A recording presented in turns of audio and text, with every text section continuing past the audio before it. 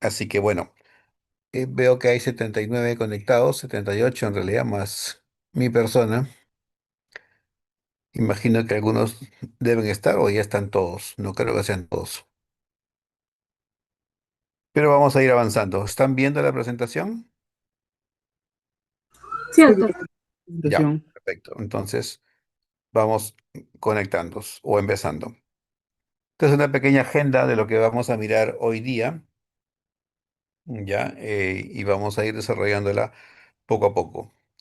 Comienzo es algo bastante sencillo, bastante familiar, es un poco la anatomía del corazón, para que vean ustedes que está situado en el centro del tórax, un poco centro izquierda, como ustedes ven acá, ¿no? Y miren la fina capa que está bajo el corazón, que es el diafragma, ¿no?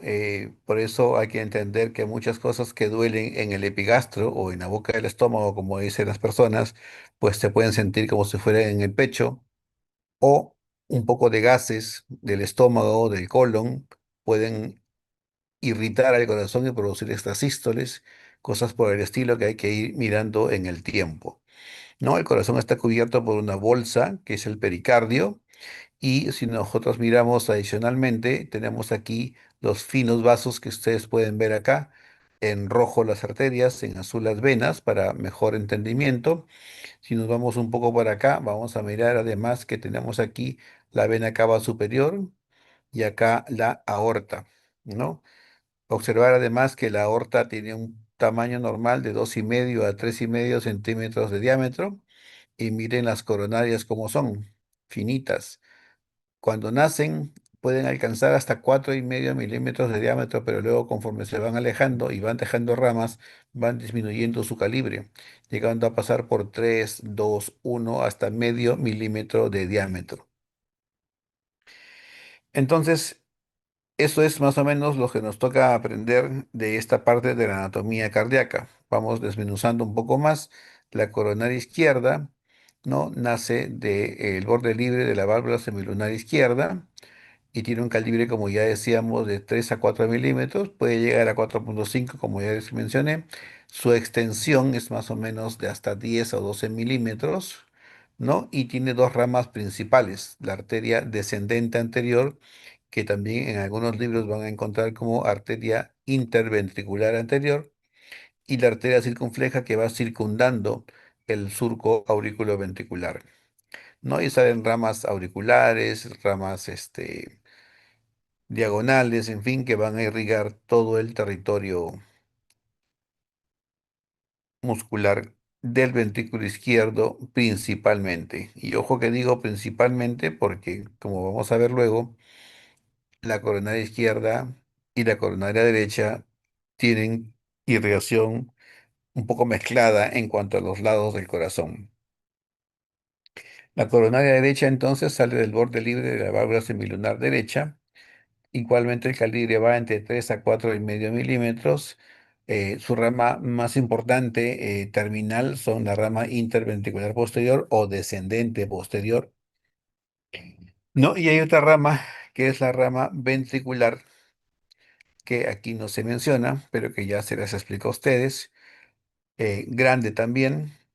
Y otras ramas más pequeñas, pero no por ser pequeñas menos importantes. Por ejemplo, la rama del nodo sinusal, ¿no? La rama del nodo aurículo ventricular, la rama septal interventricular y la rama del cono arterioso. Aquí nosotros podemos chequear más o menos cuál es el territorio que irriga las arterias del corazón. Miren, la coronaria derecha, vamos a resaltar que irriga la aurícula y la orejuela derecha, ¿no? Y tres cuartos derechos e inferiores del ventrículo derecho. Ojo, tres cuartos derechos e inferiores del ventrículo derecho. Ya por ahí podemos empezar a imaginar que no se irriga todo el ventrículo derecho por la coronaria derecha. Irriga el músculo papilar posterior derecho, irriga el músculo papilar posterior izquierdo o posteromedial y la mitad derecha de la cara inferior del ventrículo izquierdo. Y aquí esto es muy importante, ¿no? Mitad derecha de la cara inferior del ventrículo izquierdo. además de irrigar el nodo sinusal y el nodo AB. Así que la coronaria derecha tiene mucha importancia en algunos trastornos del ritmo que vamos a ver más adelante. Y sobre todo en el grupo que está conmigo en el hospital, cuando revisemos los bloqueos que puedan ocasionarse. La coronaria izquierda, que ustedes ven acá, irriga la aurícula y orejuela izquierda, el tercio izquierdo de la pared anterior del ventrículo derecho, ojo, tercio izquierdo de la pared anterior del ventrículo derecho, irriga el músculo papilar anterior derecho e irriga el músculo papilar anterior izquierdo o anterolateral. Y además irriga los dos tercios anteriores del septum interventricular. ¿Ok? Eso como las zonas más importantes y diferenciadas. Se dan cuenta que hay un mix de irrigación del árbol arterial, tanto izquierdo como derecho. Pasando ahora a lo que es la estimulación eléctrica del corazón, ya hemos venido revisando que el sistema de conducción eléctrico del corazón se inicia aquí, en este punto que se llama el nodo sinusal. Luego se conecta hacia el nodo auriculoventricular, pero entre estos dos nodos existen tres vías de conexión que se llaman los haces internodales, ¿no? Aquí pueden revisar ustedes el nombre de cada uno. Eso no les voy a preguntar en el examen. Suficiente con saber que son tres haces internodales, por lo menos descritos clásicamente. Pueden haber quizás muchos más. Y finalmente, esto todo se desarrolla en la aurícula derecha, pero la aurícula izquierda también recibe inervación y estimulación eléctrica, y eso viene por el fascículo de Bachmann, ¿no? Entonces, usualmente la estimulación empieza en la aurícula derecha, aquí está el nodo sinusal, en el techo de la aurícula derecha, cerca a la desembocadura de la vena cava superior. Y por el haz de Bachmann se estimula la aurícula izquierda. El estímulo entonces llega al nodo AB. El nodo AB está aquí, sale el haz de His. En el nodo AB el estímulo sufre una pausa de un décimo de segundo. Del nodo AB pasa por el haz de His después de la pausa que dijimos. Transcurre el latido en simultáneo por el fascículo derecho e izquierdo, ¿no? El fascículo número 3 es el derecho y el fascículo número 4 es el izquierdo. Y el izquierdo rápidamente se divide en rama anterior y rama posterior. Les decía al grupo que está conmigo en el hospital que la primera estimulación empieza en el endocardio izquierdo, y es que el haz de His está envuelto en una vaina fibrosa, y esta vaina fibrosa se continúa en el haz derecho y en el haz izquierdo, pero el haz izquierdo es el primero que se libera, y al liberarse empieza a estimular al endocardio izquierdo, de tal manera que el vector uno de estimulación ventricular va de endocardio izquierdo a endocardio derecho. Datos importantes que tenemos que saber: la frecuencia cardíaca normal va entre 60 y 100 por minuto y está comandada por el marcapaso natural, que es el nodo sinusal. Cuando el nodo sinusal no funciona, el segundo marcapaso toma el comando, que es el nodo AB, y la frecuencia cardíaca va a estar entre 40 y 60. Cuando ninguno de estos dos marcapasos naturales funciona, empieza a estimularse o a activarse otros marcapasos, como los marcapasos a nivel de las de His, que estimulan entre 20 y 40 pulsaciones por minuto, y o finalmente las fibras de Purkinje, que estimulan mucho más lentamente, que en situaciones es incompatible con la vida. Esta diapositiva es para mostrar cómo está funcionando cómo son los diferentes estímulos que reciben las células musculares del corazón, mostrar que no todas las células musculares cardíacas son iguales. Todas tienen diferentes potenciales de acción. Las del nodo sinusal y las del nodo AB son muy parecidas, ¿no? Casi no tienen meseta, a diferencia de las del músculo clásico ventricular, sí tienen meseta y se correlacionan con las diferentes partes del electrocardiograma. Notarán ustedes que la estimulación sinusal se correlaciona más con la onda P, que justamente es la despolarización auricular, que el nodo AB se correlaciona un poco más con el inicio del complejo QRS y esta pausa que habíamos descrito previamente, y luego viene la repolarización que empieza en este nivel, justamente coincidiendo hacia el final del QRS y la aparición del punto J para luego dar pase al segmento ST y a la onda T, ¿no? Cada zona del corazón, cada músculo cardíaco tiene fisiología diferente y vías diferentes y es potenciales de acción también distintos.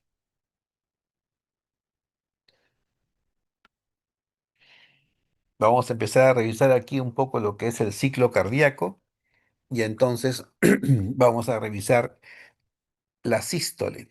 La sístole está descrita de dos formas, ¿no? La fase que se llama de contracción ventricular isovolumétrica, donde tenemos las cuatro válvulas cardíacas cerradas, las válvulas auriculoventriculares, tricuspidia y mitral cerradas, y las válvulas semilunares o también llamadas ventrículo-arteriales o simplemente aórticas y pulmonares, que son esta pequeña de acá y esta otra de aquí, pulmonar y aórtica, también cerradas. El corazón se empieza a contraer y todas las válvulas están cerradas. No entra ni sale sangre de los ventrículos. Pero cuando la fuerza de contracción ventricular izquierda vence la presión arterial de la aorta, la válvula semilunar aórtica se abre. De igual forma, cuando la presión intraventricular derecha vence la válvula pulmonar y la presión arterial pulmonar, se abre la válvula semilunar pulmonar. Y entonces empieza lo que se llama expulsión ventricular. La sangre sale del ventrículo o de los ventrículos en simultáneo y empieza a fluir la sangre por los conductos respectivos. Aquí tenemos las válvulas eh, auriculoventriculares cerradas, pero las válvulas semilunares, como ya hemos descrito, abiertas. Estas son las dos fases de la sístole cardíaca. En la diástole, una vez que se ha producido la expulsión ventricular, empieza a producirse la relajación y entonces en un inicio las válvulas auriculoventriculares están cerradas y las válvulas semilunares también están cerradas. Se empieza a relajar el ventrículo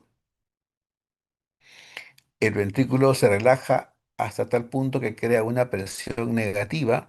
En consecuencia de esa presión negativa, las válvulas auriculoventriculares se abren y empieza el vaciamiento auricular. La sangre cae de la aurícula izquierda al ventrículo izquierdo y de la aurícula derecha al ventrículo derecho. Aquí se abren las válvulas auriculoventriculares en momento en que las válvulas ventrículo-arteriales están cerradas.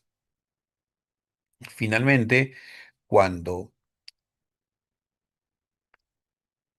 el vaciado espontáneo de las aurículas ha terminado, ocurre la sístole auricular de ambas aurículas y esa sístole envía un 30% más de flujo sanguíneo de la aurícula izquierda al ventrículo izquierdo y de la aurícula derecha al ventrículo derecho, completando el llenado ventricular.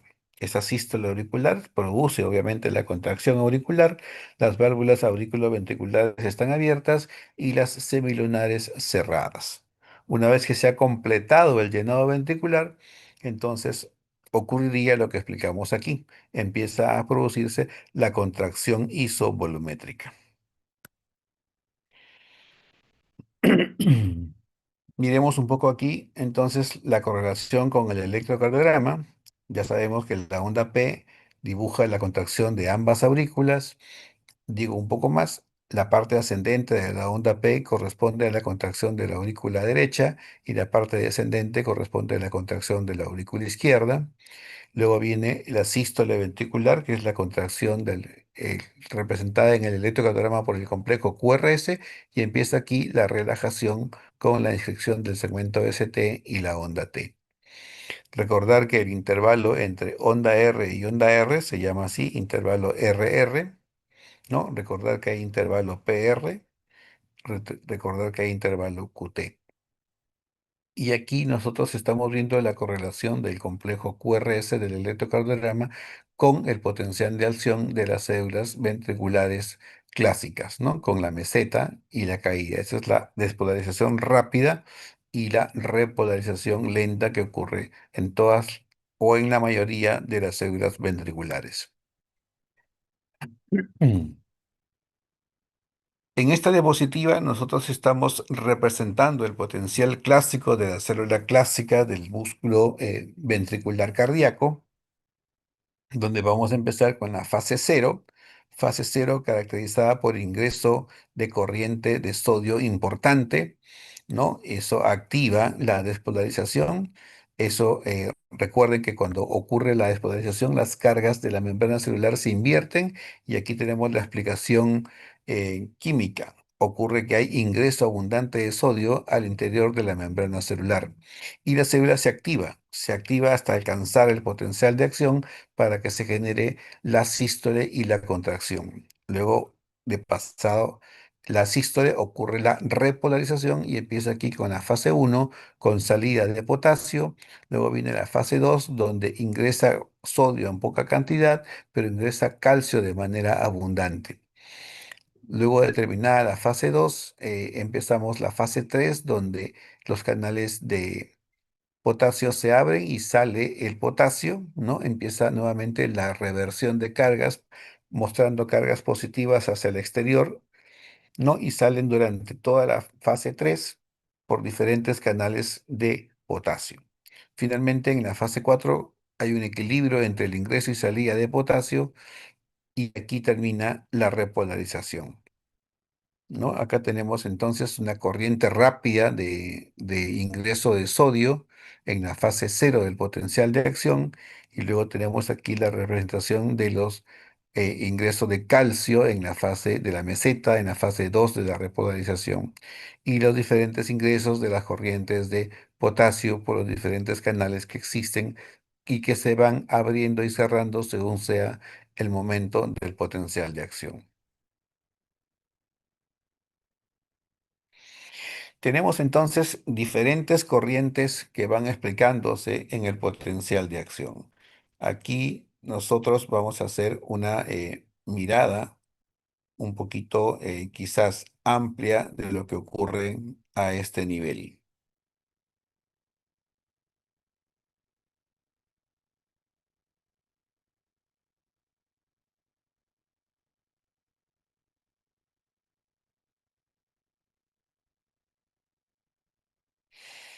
Entonces, si nosotros miramos solamente la tabla, tenemos que IF, como dice aquí, es la corriente del marcapaso, pero el marcapaso natural, ojo, responsable de la repolarización de fase 4 en las células del marcapaso. Luego tenemos eh, que esta corriente está presente en las células del nodo sinusal, ¿no? Y permite que se generen estímulos automáticos. Recuerden que el nodo sinusal es automático por naturaleza y solo empieza a despolarizarse sin que requiera ningún estímulo. Y eso es responsable de la estimulación de las demás células cardíacas. Luego tenemos la corriente de sodio, INA, responsable de la despolarización rápida en la fase cero, también que ayuda a la anterior corriente, pero esa está en las células que no pertenecen al marcapaso. Luego tenemos la corriente ICAL, ¿no? Corriente lenta prolongada de calcio responsable de la despolarización de la fase cero en las células del marcapaso y eh, contribuyente central de la corriente de entrada durante la fase 2 en las células que no pertenecen al marcapasos. Ojo que esto parece chino y luego lo voy a explicar un poco más en las siguientes diapositivas. Luego tenemos la corriente IK1 que mantiene el potencial en reposo y corriente del canal de entrada rectificador de potasio. La corriente ITO, corriente transitoria de salida de potasio, responsable de la fase uno del potencial de acción. Para no marearnos mucho, si nosotros miráramos esta diapositiva, entendiéramos mejor qué estamos hablando en esta tabla. Que la pueden revisar con calma luego. Y finalmente las corrientes IK3 e IKR, que son corrientes de rectificación tardía de potasio de los tipos lentos IKS y rápido IKR, corrientes de repolarización activas durante las fases 2 y 3 del potencial de acción. Recomiendo que lean esto con más detenimiento. Aquí está la explicación completa de lo que acabamos de decir, pero vamos a pasar a esta diapositiva para ir viendo cómo debemos entender el potencial de acción. Entonces ya sabemos que la fase cero es la despolarización rápida, ¿no? Principalmente por ingreso de sodio en células que no son de marcapaso y con calcio en células que son de marcapaso. Fase uno es la repolarización inicial que usa corrientes ITO. En fase 2, que es la fase de equilibrio de meseta, donde hay entrada de calcio por los canales ICAL y salida de potasio por los canales IKR e IKS. Luego viene la fase 3, la reproducción rápida con uso de los canales IKS e IKR, que son corrientes, como ya dijimos, rectificadoras tardías. Y la fase 4, que es la corriente IK1 en células contráctiles o IF en marcapasos. Ojo que hay que diferenciar, dependiendo del tipo de célula, vamos a tener un canal distinto. Entonces, a manera de resumen, la tabla anterior que vimos organiza las corrientes iónicas claves que generan el potencial de acción cardíaco y explican por qué las células marcapasos son automáticas y las contráctiles tienen una meseta que asegura la contracción eficaz del corazón. Si no hemos entendido eso, entonces miremos aquí un poco más, ¿no?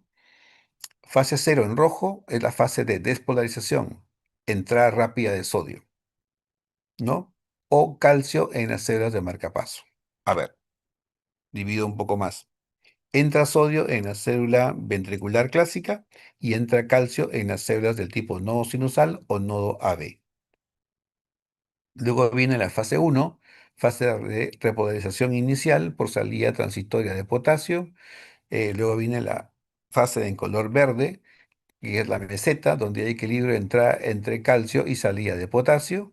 Ya no voy a mencionar los canales para no marearnos.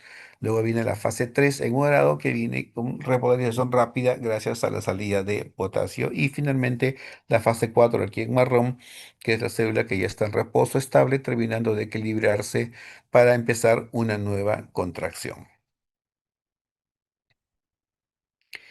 Pero esto que vimos acá es el potencial de acción cardíaco de la célula clásica. Esta que viene aquí es el potencial de acción de las células tipo marcapasos, por ejemplo, el nodo sinusal.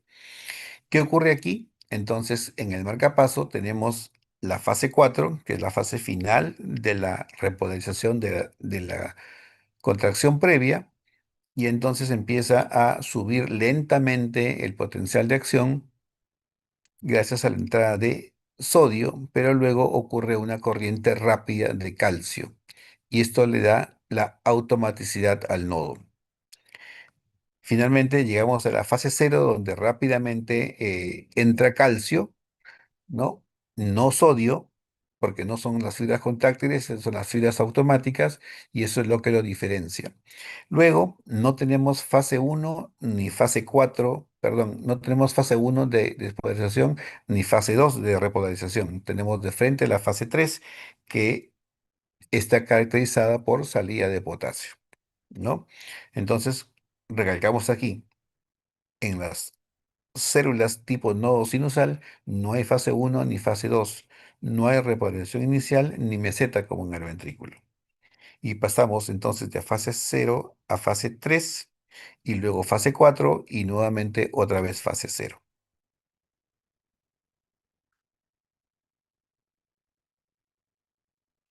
Y entonces esta es una clásica representación del potencial de acción de las células del nodo sinusal, donde básicamente la fase cero está caracterizada por entrada de calcio y no de sodio como en las otras células, y la repolarización por salida de potasio, que bajan hasta por niveles subumbrales para poder nuevamente alcanzar el umbral y rápidamente estimular la célula con un nuevo ciclo cardíaco.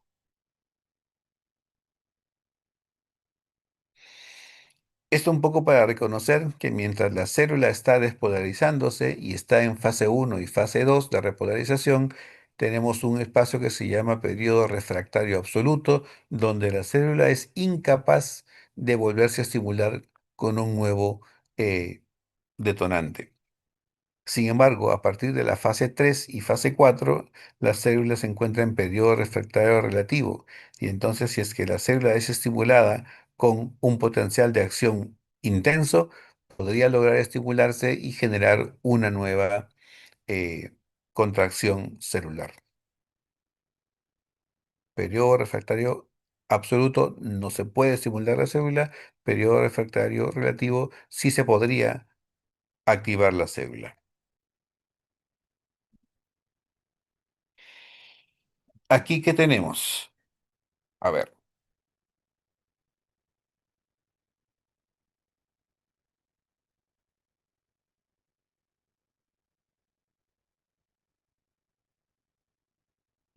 En esta diapositiva nosotros tenemos la entrada inicial de calcio, aquí, miren ustedes, del exterior al interior de la célula cardíaca.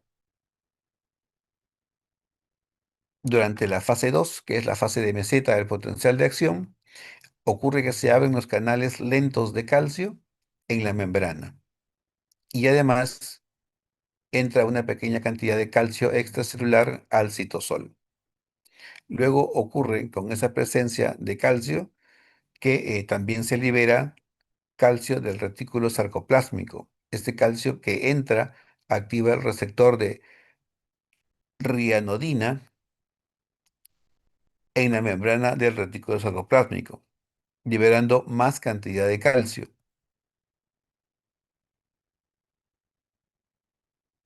Y este fenómeno se llama liberación de calcio inducida por calcio propiamente.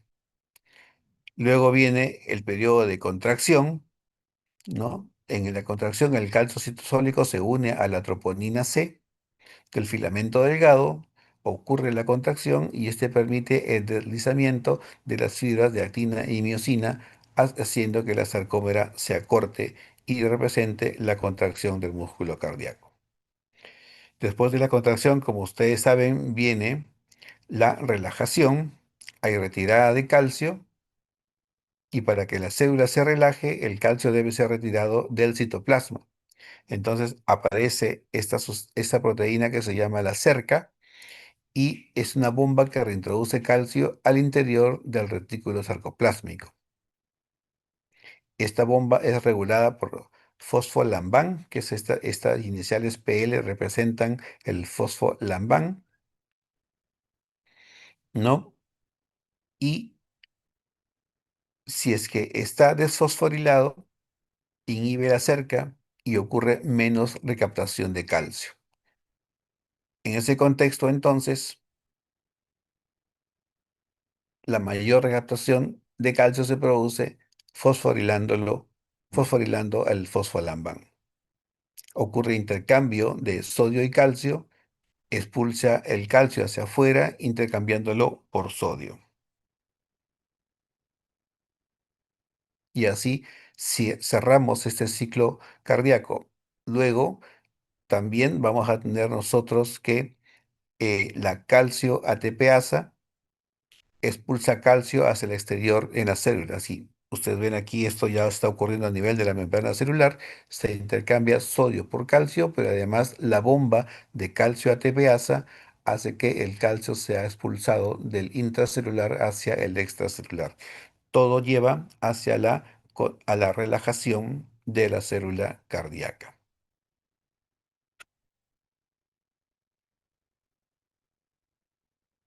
Bien, en este proceso, donde ya viene el fenómeno contráctil, va a ocurrir la activación de la cabeza de miocina, ¿no? La miocina ustedes la tienen aquí, tiene sus moléculas de ATP, está cerca de la actina, pero aún no están ligados. Cuando la cabeza de miocina hidroliza el ATP a ADP más fósforo, se carga de energía y se coloca en posición para unirse a la actina, que está ahí, como les represento, muy cerca. Y luego viene la formación del puente cruzado. Es decir, si el calcio citosólico se une a la troponina C, esto desplaza la tropomiosina que normalmente bloquea los sitios de unión de la actina, y así la cabeza de miosina cargada con ADP más fósforo se une al filamento de actina y se forma el puente cruzado, ¿no? Que ustedes están observando en esta parte. Finalmente, en el recuadro C viene el golpe de potencia. La cabeza de miosina libera el fosfato inorgánico que ustedes ven acá y esto dispara el golpe de potencia y la cabeza de miosina cambia de conformación y tira la actina hacia el interior del sarcómero. El sarcómero se acorta y entonces eso representa la contracción muscular. Finalmente, en el paso de la liberación de actina, la cabeza de miosina ahora está unida solamente al ADP y queda fijada fuertemente a la actina estirando de rigor. Para separarse debe unirse una nueva molécula de ATP y esto hace que la cabeza de miosina se libere de la actina y otra vez estamos cerrando el círculo acá para iniciar un nuevo proceso contráctil.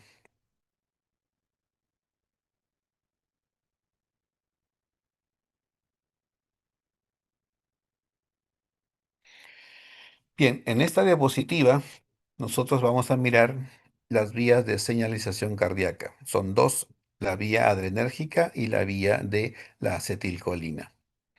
¿No? Aquí vemos que la noradrenalina entonces se une al receptor adrenérgico beta 1 en la membrana del cardiomiocito. Ese receptor está acoplado a una proteína que se llama proteína GS y que va a ejercer efecto positivo, ¿no? Activando la proteína quinasa para convertir el ATP en AMP cíclico. Estas proteínas quinasas eh, son activadas por el AMP cíclico y van a generar que a través del receptor de rianodina se libere calcio del retículo sarcoplásmico. Es más o menos lo que habíamos visto en la anterior diapositiva. Otra vez, intermediado por el fosfolambán, se fosforila y deja de inhibir a la cerca, que ya habíamos explicado, con más recaptación de calcio en el retículo sarcoplásmico. ¿Qué resultados nos va a producir esto? Nos va a producir que tengamos inotropismo positivo, es decir, contracción más fuerte, que ahora lo vamos a ver más adelante, y cronotropismo, es decir, cronotropismo positivo, es decir, mayor frecuencia cardíaca, y al mismo tiempo más lucitropismo, es decir, una relajación más rápida. Por otro lado, la vía parasimpática, que es la vía de la acetilcolina, se une al receptor muscarínico M2 y hace que la acetilcolina activa la proteína GI. Esta proteína GI inhibe la adenilato ciclasa, haciendo que los efectos sean inversos a los que habíamos tenido por la vía adrenérgica. Entonces vamos a tener menos AMP cíclico y por lo tanto menos activación de proteínas quinasas y por lo tanto menos fosforilación de canales de calcio y por lo tanto menos liberación de calcio del retículo sarcoplásmico. A su vez también hace que ocurra más salida de potasio y esto consigue que las células se hiperpolaricen. El resultado va a ser que nosotros vamos a tener menos inotropismo, es decir, menos fuerza de contracción celular, y menos cronotropismo, es decir, menos frecuencia cardíaca.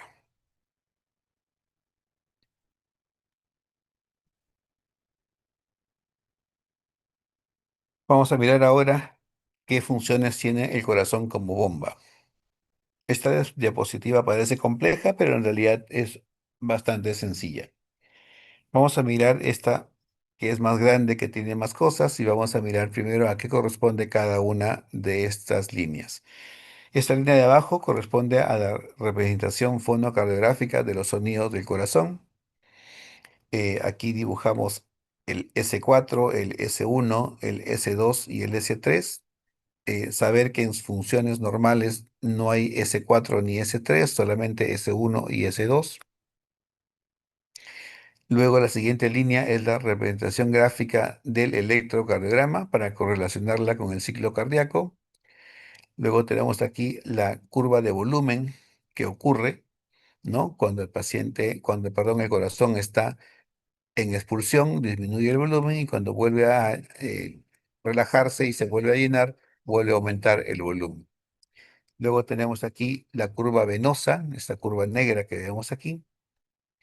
Luego tenemos por aquí la curva de presión ventricular, que es la que está en rojo, ¿no? Y finalmente arriba, en negro nuevamente, la curva de presión arterial. Entonces, dicho estas cosas, nosotros qué vamos a revisar. Vamos a mirar primero este cuadro de acá. Nosotros hablamos hace un rato del periodo de contracción y de relajación, ¿no? Aquí vemos que estamos en relajación en este punto y el corazón empieza a, vamos a explicarlo mejor en la diapositiva de aquí. Es la misma gráfica, ¿no? Entonces, si nosotros empezamos en este punto D, en el punto D ocurre que nosotros tenemos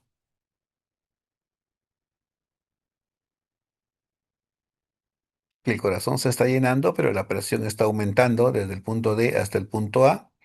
Y luego aquí se cierran las válvulas y entonces empieza lo que se llama contracción isovolumétrica, que va desde el punto A hasta el punto B.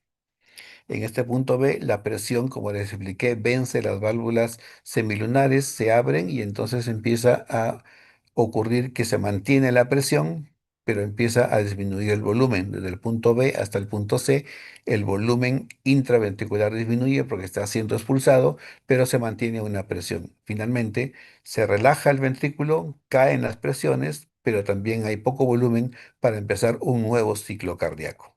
Entonces, esto es lo que estábamos mirando aquí exactamente. Y todo este contenido de gráfica es lo que se llama volumen de expulsión. SB quiere decir stroke volume.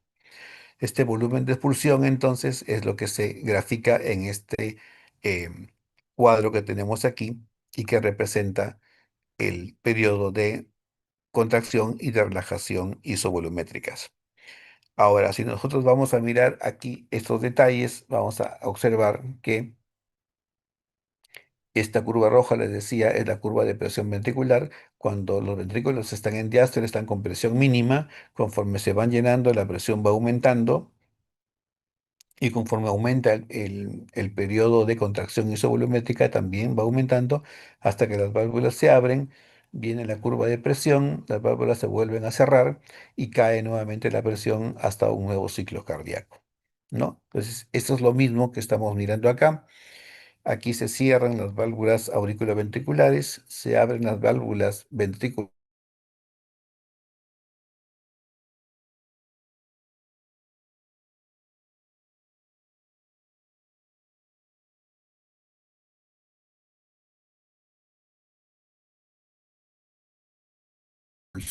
de sangre dentro del ventriculares para empezar un nuevo ciclo cardíaco.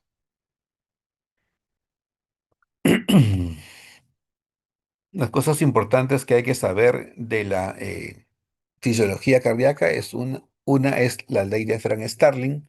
La ley de Frank-Starling se basa en en la relación entre la longitud inicial de las fibras del miocardio y la fuerza generada por la contracción. ¿Qué quiere decir? Que si yo tengo más estiramiento de fibra, voy a tener más fuerza de contracción. Pero la ley de Frank-Starling tiene un límite.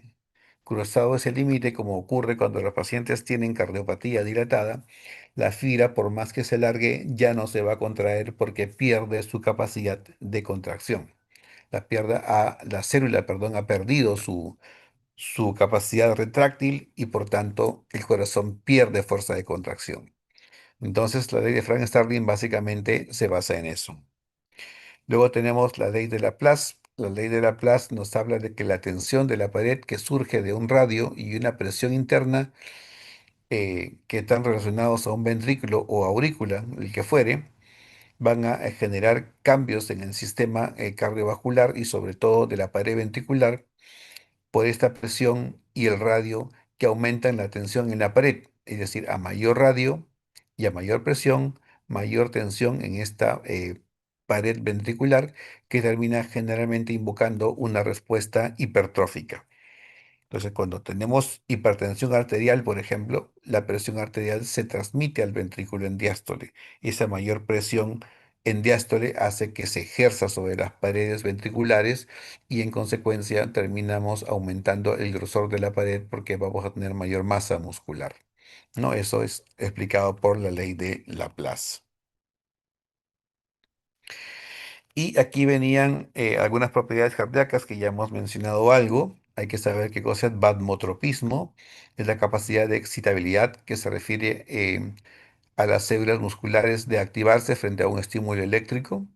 Dromotropismo es la capacidad que tiene el corazón para conducir ese impulso generado previamente. Cronotropismo es tiempo, es la propiedad que tiene el corazón de autoexcitarse, que tan rápido se autoexcita, cuántas veces por minuto. Inotropismo es la fuerza que tiene el corazón de responder a una contracción secundaria a un estímulo. Y lucitropismo, que como ya vimos, es la propiedad que tiene el miocardio de relajarse. Un lucitropismo positivo habla de una relajación más rápida, un lucitropismo negativo habla de una relajación más lenta. Y bueno, vamos entrando un poco más a cómo es el tema de la presión arterial. Para eso hay algunos mecanismos, ¿no? Como el sistema de adrenina-angiotensina-aldosterona, el sistema adrenérgico y el sistema de la insulina. Es meterse un poco más en la fisiología molecular, pero vamos a hacerla lo más breve posible. Empezamos por el sistema de adrenina-angiotensina-aldosterona y entonces vamos a desmenuzar un poco eso. Y aquí empezamos con la formación del angiotensinógeno a nivel hepático, que como todos sabemos, se transforma en angiotensina 1 por la renina, y luego la angiotensina 1 se transforma en angiotensina 2 por la enzima convertidora de angiotensina. Esta angiotensina 2 puede actuar a diferentes receptores, receptor AT1, receptor AT2 y otros receptores más como el AT3 y el AT4. ¿Qué importancia tiene esto?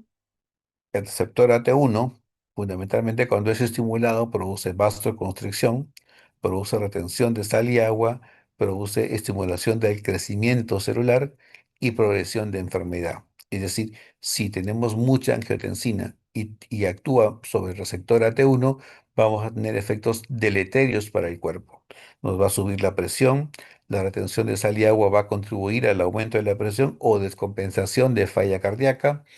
Vamos a tener estimulación del crecimiento celular cardíaco, es decir, va a haber hipertrofia ventricular y con eso vamos a conseguir complicaciones de la enfermedad. Si ponemos, por ejemplo, la hipertensión arterial, vamos a tener un ventrículo hipertrófico, vamos a tener falla cardíaca, vamos a tener problemas de daño renal y cerebral.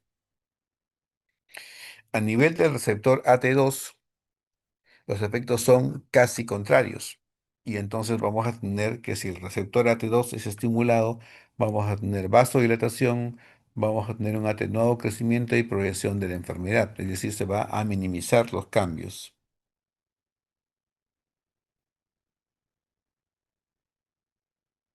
Pero si nosotros vemos más complejamente este cuadro, podemos decir entonces que el sistema de renina, angiotensina, aldosterona es la vía dañina y que lo que hemos conversado aquí nos va a llevar finalmente a una vasoconstricción, remodelado e hipertrofia de los vasos de todo el cuerpo y también del corazón, ¿no? Saber que además la vía de las ECAs no es la única vía que transforma angiotensina en angiotensina 2, sino que también hay otras vías como las vías de las quimasas.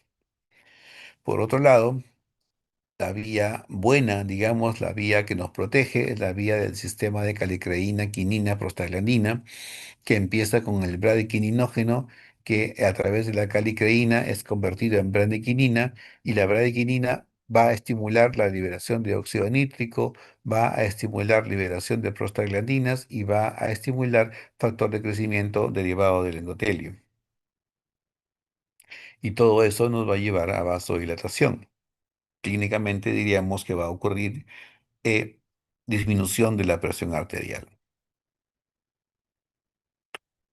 Pero las secas también transforman la bradichinina en péptidos inactivos y entonces nos bloquea todo este mecanismo benéfico.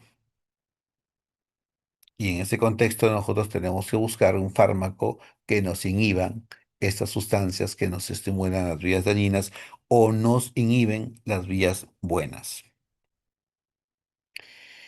Es así entonces que las cosas se van haciendo más complejas y entonces tenemos aquí que a nivel del riñón tenemos el mecanismo de la mácula densa, tenemos el mecanismo sensible de la presión y tenemos el mecanismo del sistema nervioso simpático.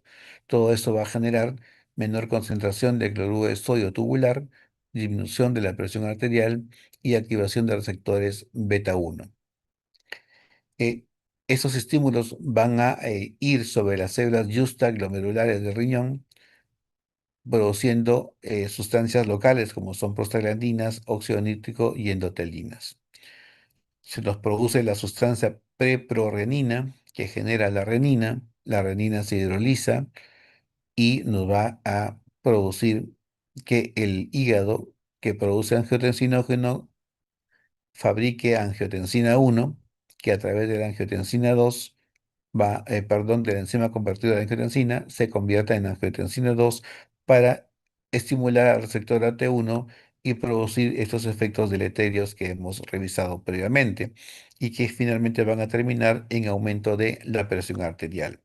Como ya hemos más o menos dicho, va a ocurrir vasoconstricción y disfunción endotelial, va a ocurrir aumento del gasto cardíaco, va a haber aumento de la secreción suprarrenal de aldosterona mediante la elevación regulada del CYP1 y del B12. Remodelado vascular y actividad del sistema nervioso central con aumento de hormona antidiurética, aumento de hormona adenocorticotrópica, aumento de TSH y aumento de hormona de crecimiento. El remodelado vascular nos va a llevar a rigidez vascular aumentada. El aumento del gasto cardíaco nos va a llevar a un aumento significativo del volumen sanguíneo. Y la vasoconstricción y disfunción endotelial nos va a llevar a un aumento de la resistencia vascular periférica. Todo eso llevándonos por el camino del aumento de la presión arterial.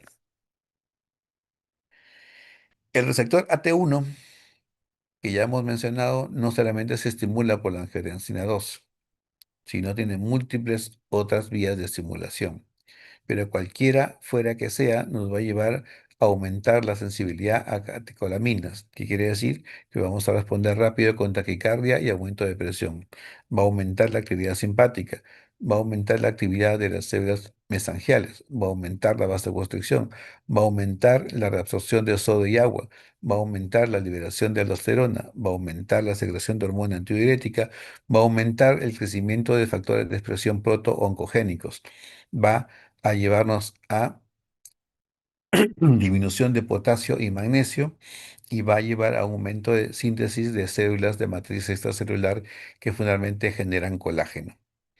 A nivel intrarrenal va a haber aumento de la presión glomerular con estrés oxidativo, fibrogénesis e incremento de la permiselectividad, lo cual nos va a llevar a una enfermedad renal crónica progresiva. Entonces, todo eso va a hacer que nuestra hipertensión se perpetúe y continúe. Eso por la vía del sistema de renina-angiotensina. Pero sobre eso además actúa el sistema nervioso simpático. Y entonces en ese contexto el sistema nervioso simpático va a actuar a través de sus núcleos centrales.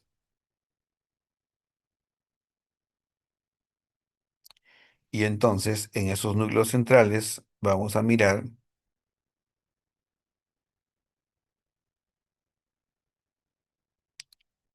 y vamos a entender esto que tenemos aquí.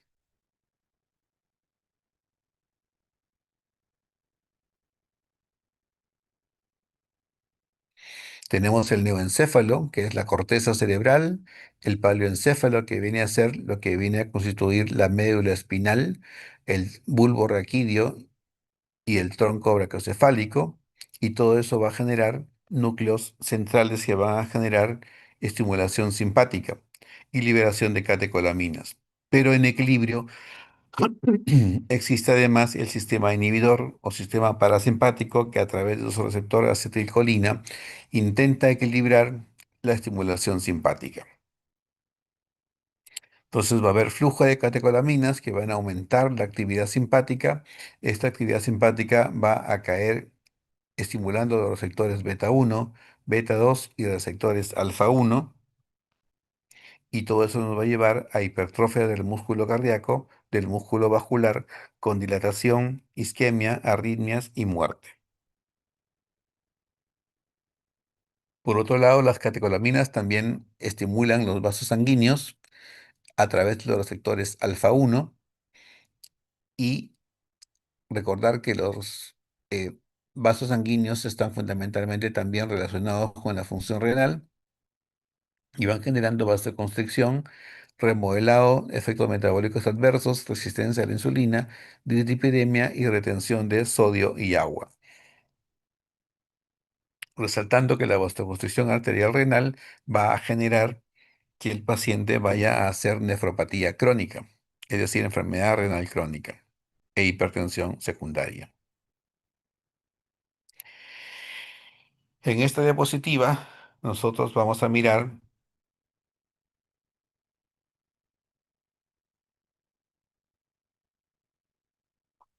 el control del centro vasomotor.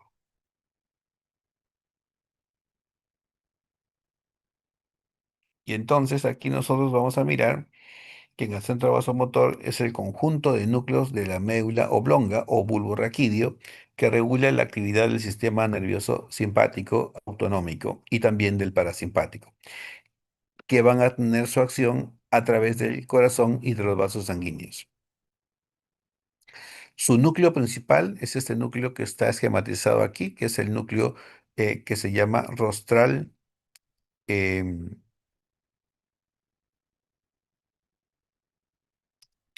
ventrolateral del bulbo raquídeo, que tiene básicamente estimulación simpática.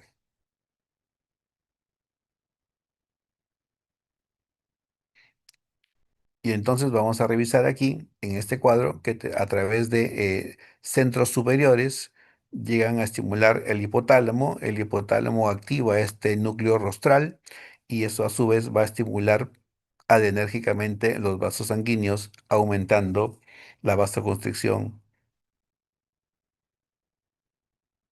y la hipertrofia celular. Luego, por las vías hipotalámicas también se va a estimular el núcleo que se llama NTS, que es el núcleo del tracto solitario. Este núcleo recibe la información de los aferentes receptores, que básicamente viene de los centros de los vagoreceptores a nivel de aorta y carótida y algunos cardiopulmonares, y esos van a ejercer una función positiva a nivel del núcleo del vago. Este núcleo del vago va a ejercer función negativa sobre este núcleo simpático para llegar al equilibrio de la estimulación del sistema cardíaco. Entonces, a nivel de el reflejo vasoreceptor, si la presión arterial sube, entonces los vasoreceptores se activan y envían señales al núcleo del vago para que inhiba al sistema simpático, ¿no? De tal manera que eso baja la frecuencia cardíaca, aumenta la vasodilatación y la presión baja. Pero al revés, si la presión baja, los vasoreceptores disminuyen su descarga, el núcleo NTS del vago deja de inhibir al núcleo rostral y aumenta la actividad simpática, generando más frecuencia cardíaca y mayor vasoconstricción. Finalmente, en este mecanismo, nosotros vamos a revisar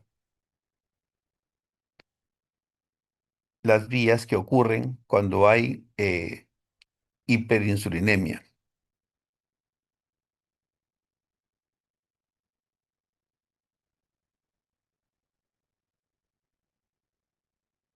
Entonces aquí vamos a encontrar que la vía de la noradrenalina o norepinefrina se libera en terminaciones nerviosas simpáticas y se une a receptores alfa 1 en el músculo liso vascular. De otro lado tenemos eh, la angiotensina 2, que como ya hemos visto es un potente vasoconstrictor, y ese potente vasoconstrictor se va a unir a receptores AT1, ¿no? Aquí está apareciendo la angiotensina 2, se va a reunir, se va a unir al receptor AT1 y como ya sabemos va a estimular la apertura de canales de calcio para que ingrese calcio del extracelular hacia el intracelular, favoreciendo la vasoconstricción. También van a entrar en juego eh, la vía de la endotelina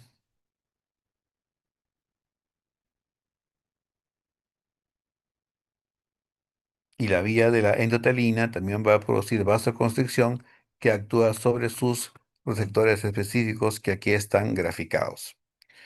A manera de equilibrio vamos a tener la vía de la acetilcolina, ¿no? Que es más que nada un modulador que está actuando, ustedes aquí ven, a través de los receptores tipo muscarínicos y que van a ejercer efectos colinérgicos. Todas estas vías en común van a llevar la vía de la endotelina, la vía del receptor de angiotensina 1 y de la estimulación adrenérgica alfa 1 para que se active la vía del inositol trifosfato y del retículo sarcoplásmico, lo cual va a hacer que se libere calcio y el calcio aumente la vasoconstricción. Además, como ya hemos visto, el receptor AT1 y el receptor endotelina también abre canales de calcio para que ingrese calcio del extracelular al intracelular, produciendo también vasoconstricción. Asimismo, el receptor alfa 1 también abre canales de calcio, llegando por el mismo camino. Y finalmente, la endotelina también interactúa, como ya dijimos previamente, a través de la vía del inositol trifosfato para llegar al camino de aumentar la vasoconstricción. Entonces, tenemos acción fundamentalmente de calcio aumentada por estas vías y esto va a generar importante mecanismo vasoconstrictor. ¿Qué hacemos nosotros para inhibir estos mecanismos? Ustedes ven aquí que ya aparece el inhibidor ECA, que es uno de los medicamentos que se usa justamente para disminuir la fabricación, digamos, de angiotensina 2 desde angiotensina 1, ¿no? Es un mecanismo. El otro mecanismo es la aparición de los antagonistas de los receptores de la angiotensina que se van a unir preferentemente al receptor AT1 y van a generar, al bloquearlo, efectos negativos, es decir, que todas estas cadenas no se produzcan. O también vamos a bloquear a la adrenalina, bloqueando los receptores alfa 1 con los beta bloqueadores y vamos a generar entonces disminución de la acción de la adrenalina. Finalmente, bloqueando los canales de calcio con los calcio antagonistas, lograremos también menor entrada de calcio para conseguir el efecto inverso a la vasoconstricción, que es la vasodilatación. Bien, ya tenemos una hora conversando, espero que aún estén despiertos de estos mecanismos complejos. Y para terminar, unas cuantas diapositivas de hipertensión. Esta diapositiva viene de esta referencia, no es tan antigua aún, pero vamos a ponerla aquí en parámetros mucho más leíbles. Antes que eso, explicarles que para tomar la presión nosotros necesitamos tener el tamaño del manguito adecuado. Hay adultos que son pequeños y que necesitan un manguito más corto de 22 a 26 centímetros. Los adultos promedio usan de 27 a 34, eso es lo que van a encontrar en la mayoría de hospitales. Hay obesos que requieren mangos más grandes y muy obesos o muy grandes que necesitan obviamente brazaletes mucho más apropiados para su circunferencia de brazo, ¿no? Entonces, de acuerdo a la circunferencia del mango, nosotros tenemos que mirar también el bladder, o sea, que es el globo que va por dentro del mango, que es la tela que nosotros vemos por encima, también qué proporción tiene que tener.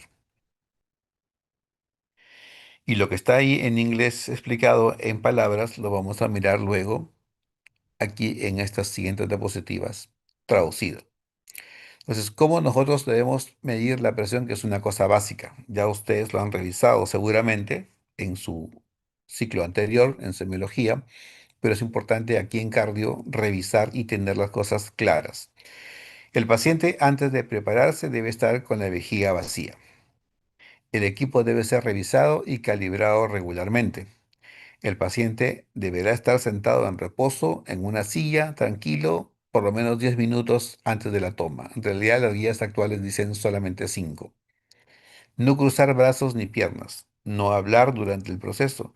No haber tomado bebidas calientes o muy frías 30 minutos antes de la toma.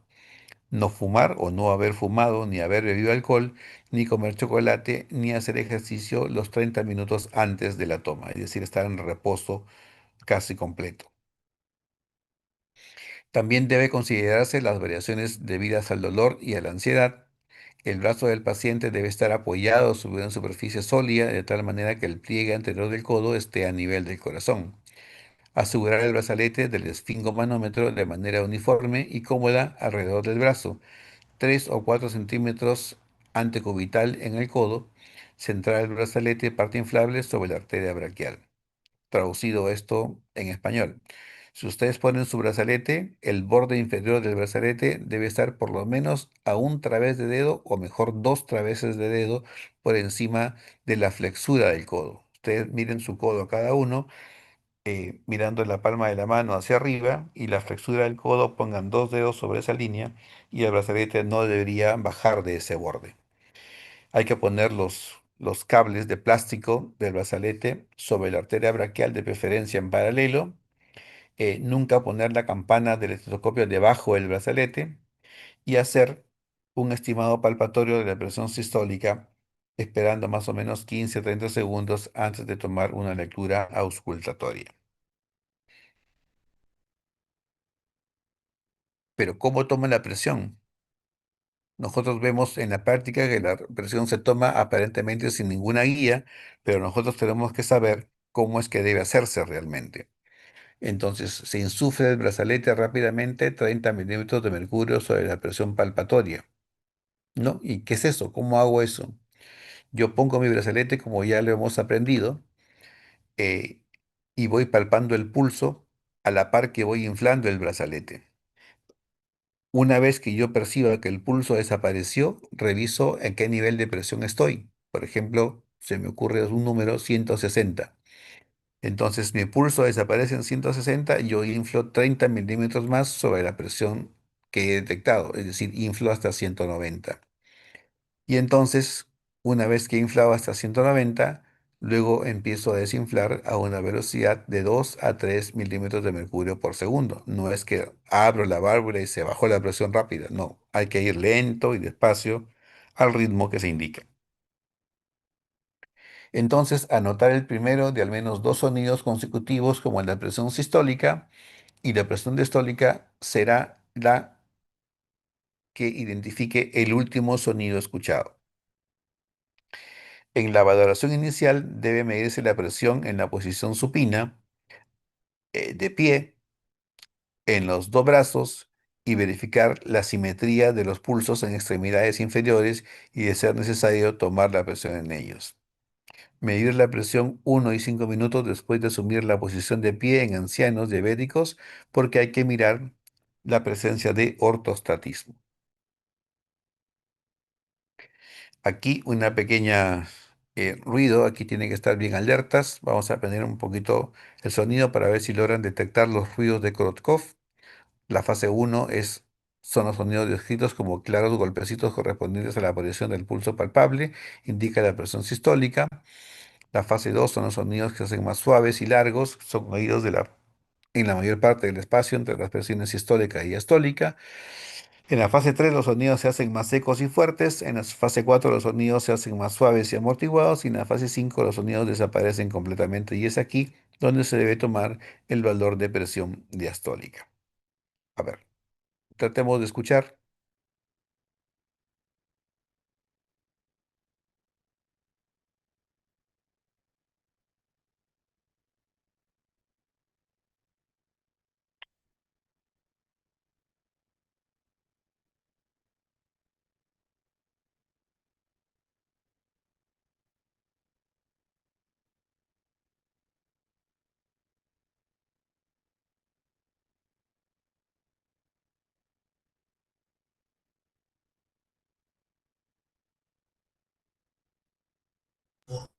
Doctor, disculpe, no se escucha el video. Ahí está escuchándose recién. Presten atención.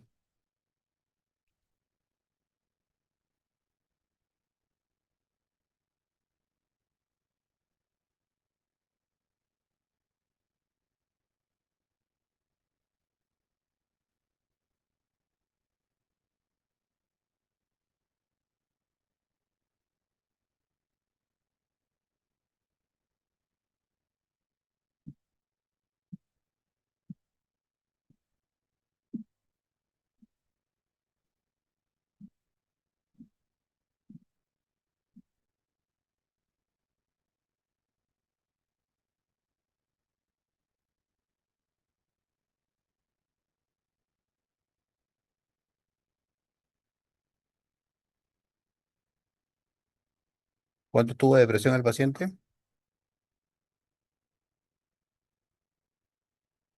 Con ayuda, ¿eh? Las flechitas amarillas le están dando el dato.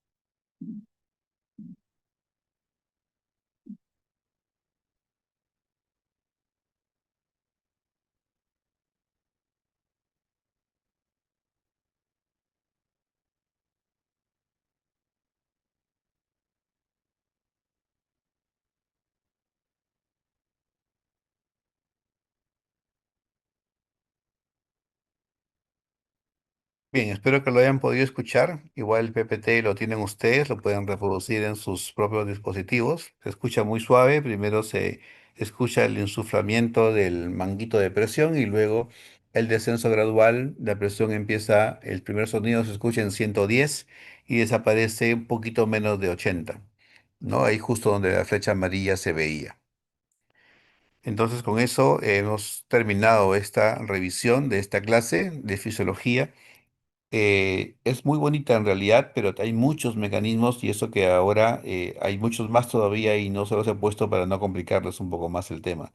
En realidad, cuando uno se mete en esto y domina el tema, encuentran lo apasionante que es esta parte de la fisiología cardiovascular, que no solamente pues, es saber el ruido cardíaco o los ciclos cardíacos, sino también es mirar todos los mecanismos moleculares que se generan para producir taquicardia, bradicardia, hipertensión, hipotensión y entender algunos mecanismos más adelante que van a revisar ustedes seguramente de cómo se explica un síncope o cómo es que se puede evitar.